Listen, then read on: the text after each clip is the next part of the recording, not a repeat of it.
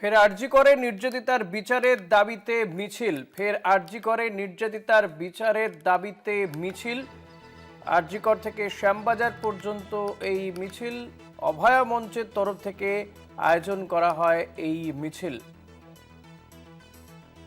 আরজিকর কাণ্ড নিয়ে আবারও মিছিল। রমিত বন্দ্যোপাধ্যায় রয়েছে। রমিত, আজকে হঠাৎ এই মিছিলের কারণ কি? দেখো, আজকে অভয়া মঞ্চের তরফ থেকে আরজিকর হাসপাতালের সামনের থেকে শ্যামবাজার অব্দি সেই মিছিল করা হয়।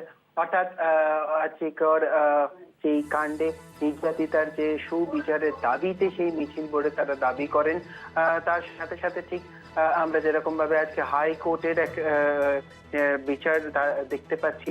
অর্থাৎ সেই অভয়ার যেই সেই আরজিকরের যে নির্যাতিতা, সেই নির্যাতিতার হিয়ারিং আজকে হাইকোর্টে হয়েছে বলে আমরা জানতে পেরেছি।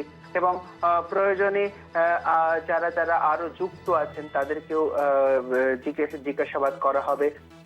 সেই রকম ভাবে সিবিআই কে নির্দেশ দেওয়া হয়েছে হাইকোর্ট থেকে, সেরকম ভাবে জানতে পারছি। এবং সেই জন্যই সবটা মিলিয়ে এই অভয় মঞ্চের তরফ থেকে কিন্তু সেই মিছিল করা হয়। তাদের দাবি যে এখনো নির্যাতিতার বিচার ঠিক মতো ভাবে পাওয়া যায়নি এবং তারা এখনো অব্দি রাস্তায় রয়েছেন ঠিক যেভাবে ছিলেন বিচারের দাবিতে। তারা কিন্তু সেই একই রকম ভাবে রাস্তায় রয়েছে সুবিচারের দাবিতে।